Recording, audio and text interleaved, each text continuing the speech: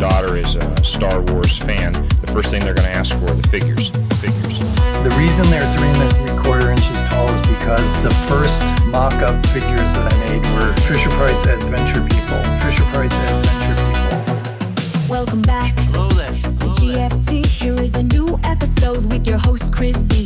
Thanks for tuning in. This will be fun. Let's discuss figures and the latest toy run from a galaxy far, far away. Let's dive into the news and what's next in your display. From the Black Series to TVC, from Hasbro to the Kenner Legacy. 3.75 inches, 6 inches tall. Galactic Figure Talk covers it all. Displaying, rearranging the collection.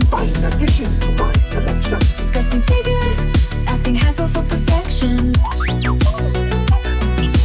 thrill of the hunt, filling gaps is the mission. Always on the move, always wanting mint condition. I have 3 of each. 1 to display, 1 to open, and 1 just in case. We finally launched 6-inch when I felt the time was right. Welcome to another episode of GFT, Galactic Figure Talk. My name is Chris B. I'm your host, and here is another episode of the podcast. I took a bit of a break because there really wasn't a whole lot to talk about, but we have news now that we can talk about, including a brand new announcement for a HasLab for the vintage collection. We got some Black Series news and other TVC news as well out of the Hasbro panel at San Diego Comic-Con 2025. So this is what this podcast episode is all about. It's all about San Diego and Hasbro, of course. I want to talk about the media breakfast, plus the presentation, and just the overall vibe that I got from the Galactic Figures community after all of those announcements had come out of the panel.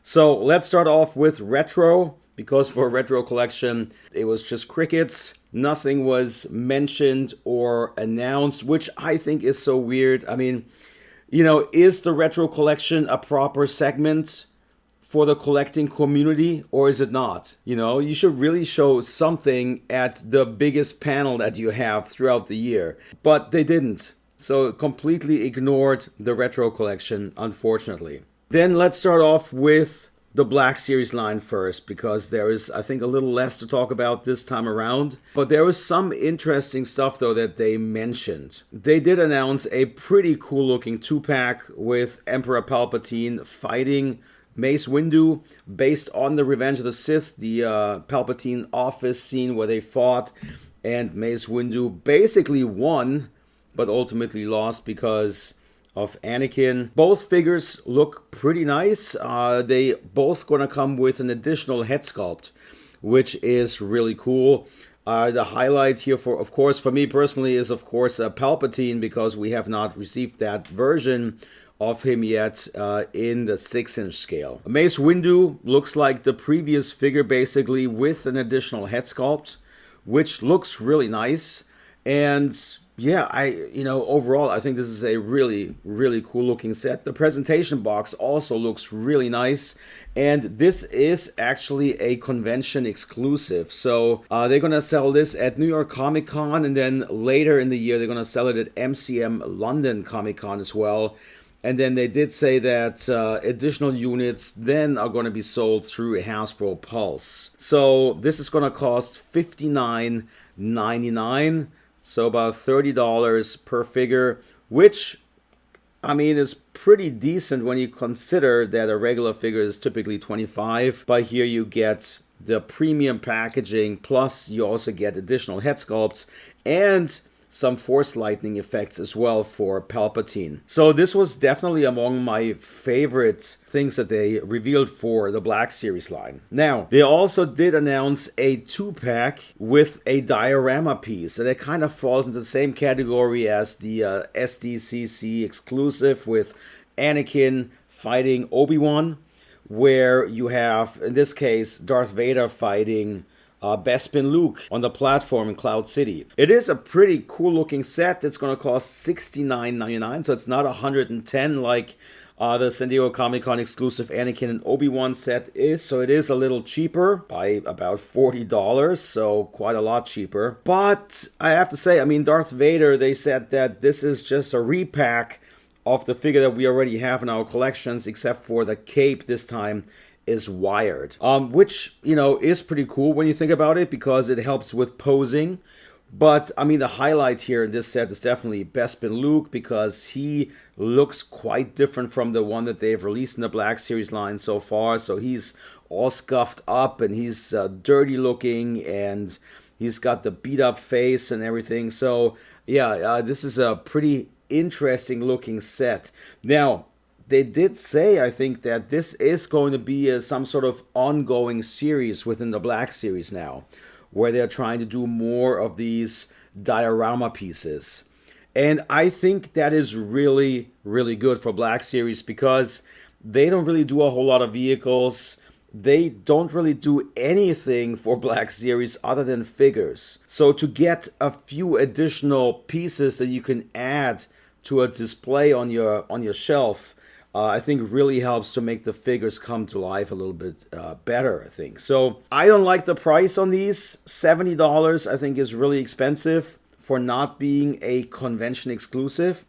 But it is an exclusive though, and that is a Hasbro Pulse and DisneyStore.com shared exclusive. And they're going to take pre-orders starting tomorrow on 7/26/2025. Probably by the time you're listening to this, it's already available for pre-order on the Hasbro Pulse website. So you can check out galacticfigures.com for the link and the press images if you have not seen those yet. So yeah, interesting. I mean, straight out of the bat, two different 2-packs, one with Mace and one with Palpatine, and then the other one with Darth Vader fighting Luke Skywalker. So, all right. And then they also had another 2-pack, which, if you're a fan of Anakin Skywalker and Captain Rex, you're going to probably like this. Even though there's nothing new here, both of those figures are just straight repacks. So they're doing a 2-pack basically with Anakin from the Ahsoka show, from the flashback scenes. And they're putting in that Captain Rex figure that's currently also shipping, and which I just saw this morning at my local Walmart store again. So it's interesting that they're able to offer this a little cheaper than the single box figures, because single box figures are $25, and this set is going to cost $44.99, so it's $5 cheaper than if you buy them individually. But the thing is, if you've purchased those already, you can totally skip this, because, well, there's just nothing new in this set, right? All right, so let's look at some of the other Black Series figures they announced. And they announced a really cool looking Asajj Ventress figure based on Season 4 of the Clone Wars in her bounty hunter disguise. Yeah, I think that is among my favorite announcements, really, for Black Series, because this feels fresh. It feels like something that I don't really have yet in my collection. And the same also goes for Chimere. They're doing him, the bad guy, of course, from the Acolyte. He has become a fan favorite very quickly, actually, despite the show being, received somewhat subpar, to put it mildly. But Chimere is really a character that's standing out, and people really, really like him. So they're making a figure of him, and I've seen quite a few requests in the Galactic Figures community asking for this version of him. So yeah, I think it looks like they're really delivering here. They got the helmet included. They got the 2 different lightsabers included. They have the poncho that he was wearing. So very cool looking figure. And yeah, they're making him. And the last Black Series figure that they talked about was a brand new Jango Fett figure. I think this one was pretty much overdue. The other ones that we have in Black Series, one came out in 2016, I think that was the first one, and then they remade the figure with the photoreal update basically and put them in gaming grades packaging, and they came out a few years later, and yeah, this looks tons better. They mentioned that the articulation is updated in this figure, butterfly joints, got the swivel thighs.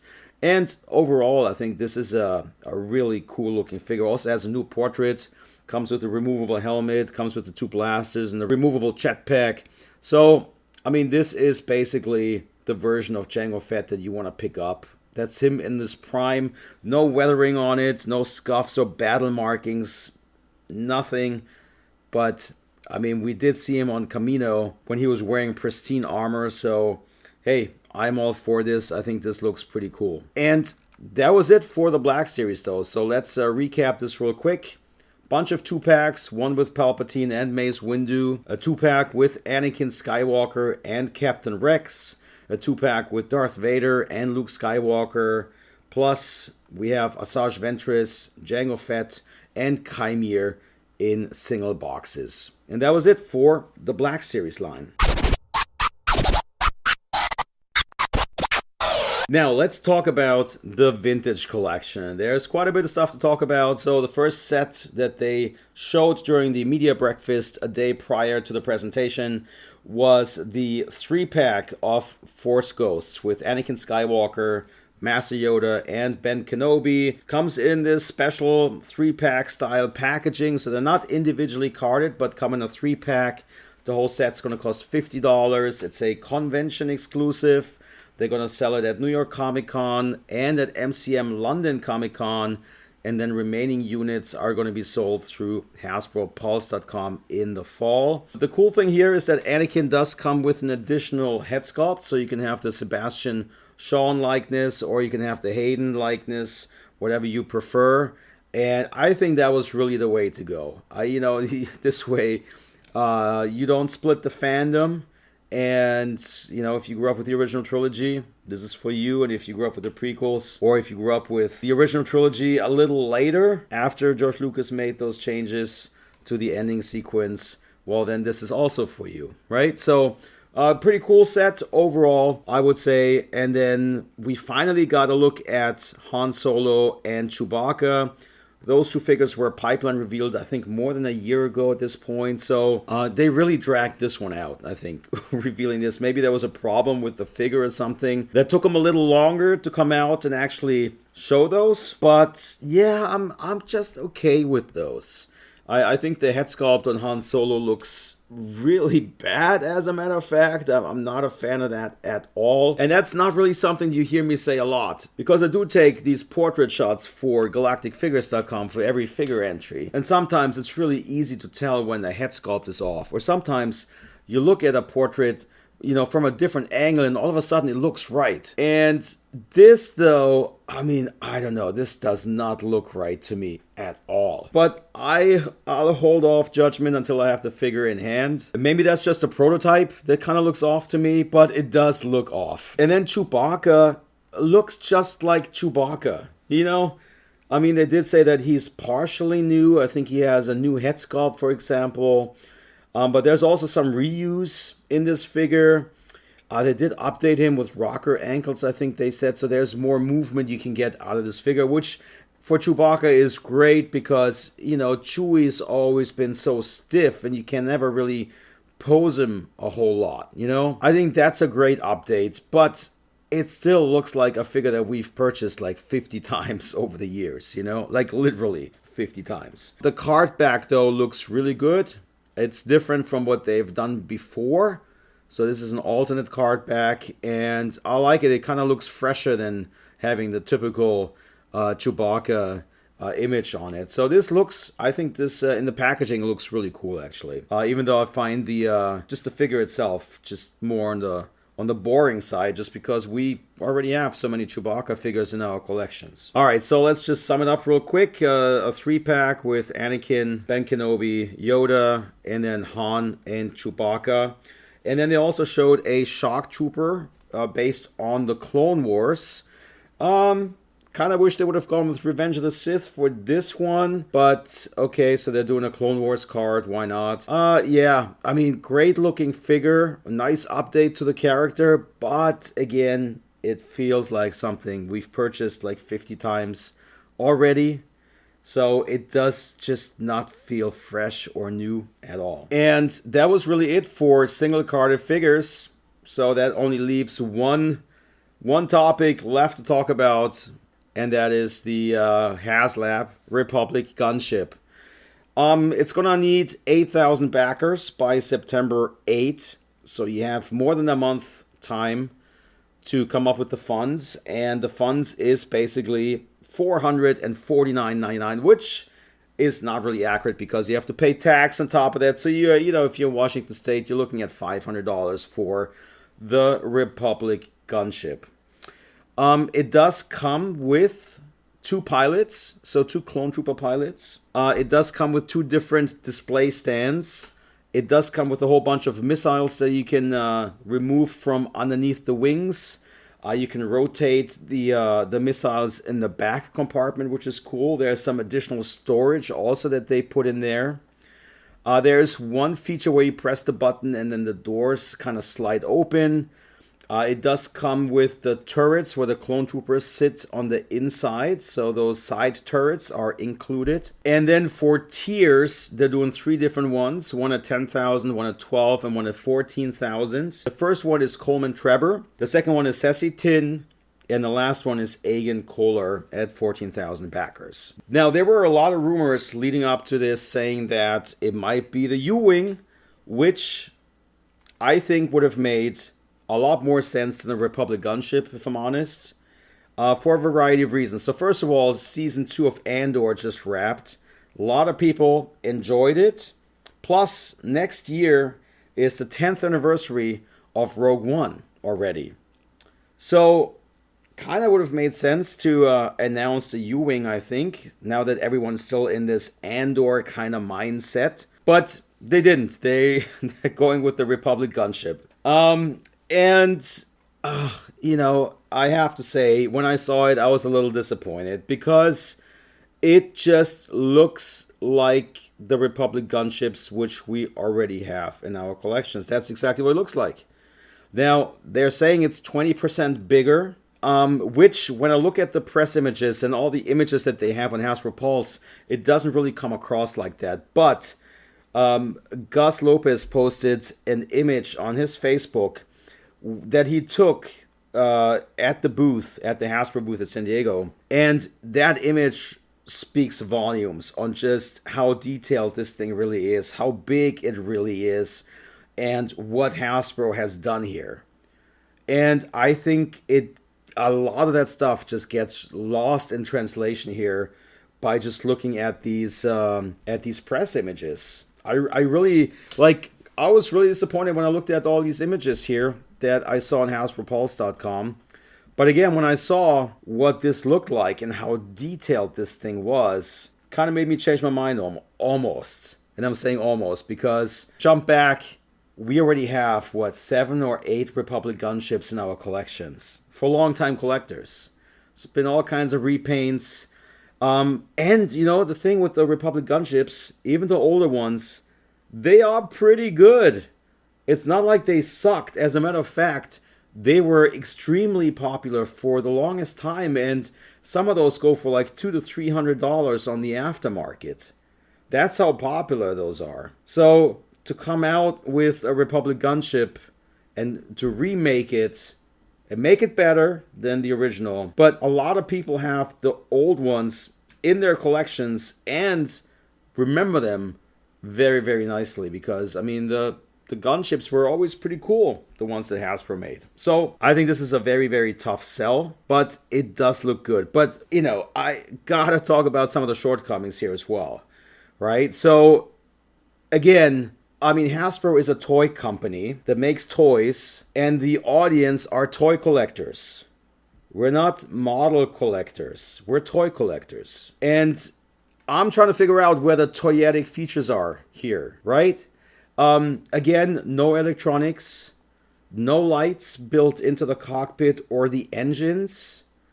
I would have loved to see the base illuminate the vehicle from underneath, just like Disney's doing with the Star Speeder. I think that looks great on display. Have an AC adapter, connect to the base, plug it in, and then when you walk into your collection room or whatever, wherever you have it set up, this thing is illuminated. It looks cool on display. But again, they just completely ignored electronics again for this release. And they've been doing this for a while now. And I had some people in the Galactic Figures community post that they wanted to have buttons on this thing that says like all these phrases that Anakin screamed. Like, Padme, I gotta go help her, put the ship down, that kind of stuff. And I think that would have been fun. You know, it would have been a fun feature to have, you know, or have Yoda say, you know, a perimeter create. Stuff like that makes the big Millennium Falcon so cool. Can you imagine the BMF without the electronics? Like, it would be a different thing. So again, a missed opportunity here to include something that's kind of fun. And then let's talk about the figures. The clone pilots, they really should be included. They have to be included because you need pilots for the vehicle. So the cockpit has room for 2 pilots, and they include 2 pilots in the base offering. Great. Now, is this a new character that we don't have in our collections yet? No. We already have Clone Trooper pilots, including super articulated ones. They're not as nice and as good as the ones that they're including here, but we still have those in our collections. And not just one version, but multiple. Plus, they've also released those in the vintage collection. Not carded, but with the Toys R Us exclusive gunship. So, alright, they're including those 2, but again, it doesn't feel fresh, right? And then you're looking at the tiers, and I'm seeing 3 Jedi. And I'm thinking, hey, that's cool. But at the same time, I'm like, okay, well, I already have the first one with Coleman Trevor. Sessetin, I think I have about 10 of them. Literally 10. And then the last one, Aiken Kohler, yeah, they've done him as well. I already have him in my collection as well. Now, limited in articulation, not as nice as any of these that are included here, of course, but still, already got those. So I'm looking at this and I'm thinking, there's really nothing new here. 2 Clone Trooper pilots, which we have in our collections, and we have those 3 Jedi in our collections. And probably have the gunship. That's how I feel. It does not feel utterly fresh to me. And they have this one picture that compares the size between this one and the original one, which, yeah, it's bigger. But, oh my God, I mean, it's a cool looking vehicle, you know, and the display possibilities with clone troopers all around it, it's going to look great. You know, all updated, looks better than ever before. But then, is it worth the $450 or the $500 price tag that they're asking for? That's the question. I think it has a lot to do with how big your wallet is, of course. But I can tell you, in the Galactic Figures community, the response to this was fairly negative. Really, really negative, actually. It was not so much about it being this vehicle, but it was about the price. A lot of people felt that this is not hitting the price point that they're willing to pay. So if you go to, I can link it in the podcast description. If you go to Facebook.com/Galactic Figures, you can look at the post and see what people's responses are. I posted this a few hours ago. I think there's like, 200-300 comments now on this. And the complaints are basically price and lack of features. Somebody, for example, who's a Clone Wars fan, pointed out that he would have loved to see the floodlights included here that light up on the front. There is the Umbara arc in the Clone Wars, a 4-episode arc, which is really cool with Pong Krell. And they have gunships where they fly looking for the enemy, and they do have the floodlights on the gunships. I think that would have been a really cool feature to have, which again is not included here in this ship. Jake over at FromForLambdaSuckers.com, he posted that he would have loved to see the green lasers included that you can attach to the turrets and to have this laser beam shootout basically, because that's a feature that's not included here. Or that command post, when Yoda arrives on Geonosis in the gunship and gets off and talks to the commander, there's the command post. It would have been cool to have that as a tier. That's what he posted. I think that's an amazing idea to have as a tier. But again, it's not the case. So overall, I hope this is going to fund, because if this is not going to fund, I don't think that's good for anybody. It's not good for Hasbro. It's not good for us collectors. It's not good for the line as a whole. And it is a magnificent looking ship. I mean, the fact that it's bigger is definitely has its advantages, especially when you look on the inside of the ship. I mean, the way the clone troopers are standing there and how much room they have now. This looks a lot nicer than previously. If you remember, Because the original gunships, they never came with those side turrets. You had to purchase the battle pack separately. And I did buy those, and I did put the figures, the clone troopers, on the inside. And you really had to cramp those figures into those turrets. It did not look good, okay? It worked, but having this bigger with enough room, definitely a plus. Now, one feature which I haven't mentioned yet is that there are 3 different panels that you can exchange on the front of the ship. And so you can make them look like the Clone Wars versions. One has a monkey lizard painted on it. You know, the Clone Wars stuff that we saw. So there's, I think, 3 different ones that you can exchange if that's what you wanted to do. Yeah, or if you wanted to purchase multiple, you know, you can buy 3 or 4 different ones and then make the ships look a little different if you have the space and the funds, of course. But that's as far as customization goes. I don't think that there are any stickers or battle markings that you can apply to it at all. Would have been kind of cool to get, like, you know, a wing, like an extra wing with some battle damage on it, for example. But, you know, that's not necessary for me personally. But I would have loved to see them do a little bit more and differentiate this vehicle even more from what they've done before. And I think electronics would have done wonders here for this release, to be honest. So, yeah. There's still some questions about whether those side turrets are removable or not from the ship. I'm pretty sure that Hasbro is going to answer that question. If they're not going to answer it, then they're probably not removable. That seemed to be a feature that's really important to a lot of people. They did say that there's some storage, I think, in the vehicle as well. I'm not entirely sure exactly where that's located. I'm going to have to go back and watch that again. But, I mean, that could be pretty helpful, especially if you have a bunch of clone troopers surrounding the vehicle or inside the vehicle, and you have a bunch of blaster rifles that you don't want them to hold. Then instead of just tossing them into a Ziploc bag and putting it back into your bin, you can just store it inside the vehicle, which is really nice. So yeah, I'm just going to leave it at that at this point. I saw that Hasbro had sent quite a few details about this ship out in the press release, so I'm going to be running a separate article on that and take a closer look at it. And I'm pretty sure that this is going to be dominating our discussions now for the foreseeable future, and then we'll see. I mean, at the time of this recording, which is close to midnight now on Friday, we have 1,100 backers, which does feel a little low, quite honestly. And also, you have to ask the question, is it the right thing to have 2 different HasLab projects run simultaneously?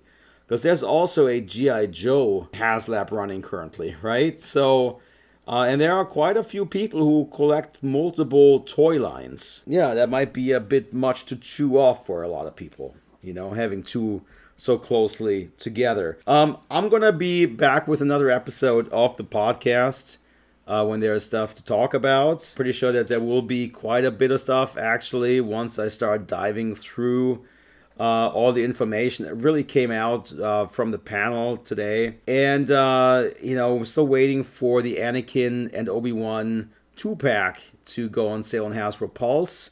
Kind of wondering if that's going to happen on Monday or Tuesday, or maybe it'll take them a week or so to get back to the East Coast, and might just take them a while to just mail all these figures back if they don't sell out, which I'm pretty sure that they are going to sell out, because that Obi-Wan and Anakin San Diego Comic-Con exclusive 2-pack seems to be pretty hot. But, again, that's another $110. And I know a lot of people who collect 3 3/4 inch are picking this Black Series 6-inch exclusive up.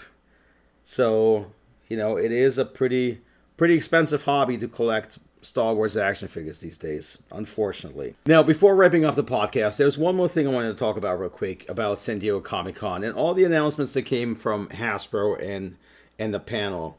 What I'm starved for so drastically are new characters. Brand new, never before done characters. I don't understand why that's not a thing anymore, quite honestly. Jedi Spirit 3-pack. We have all those figures in our collections. They've done them before. Han Solo, done him before. Chewbacca, done him before. Shock Trooper, done him before. Clone Trooper pilots, done him before. Agen Kohler, done him before. Coleman Trevor, done him before. CC Tin, done him before. The Republic gunship, done it before. Now, I understand that not everything needs to be for me. But at the same time, we have Star Wars movies, like the Solo movie that came out almost 10 years ago. And they haven't even made the main villain from the movie. Where is Dryden Voss in 3 3/4 inch? We have 2 full seasons of Andor out. They've done 6 figures. One of them is a pretty poorly put together Andor kit bash, and one is just a generic, a Phase 2 clone trooper. For Andor and 2 full seasons to not have this represented properly in 3 3/4 inch, I don't know what they're thinking, quite honestly. Look at Skeleton Crew. They've made 1 figure from the main cast. Where is the rest of the crew? And there were a ton of great characters in there. All those pirates and everything. They would even make great background characters in a Jabba's Palace diorama. Now that's my gripe with this. I'm looking for new stuff. And I'm not getting it. Even though everything that they present looks better than it's ever done. But I'm just starved for new stuff. And especially when it comes to the movies.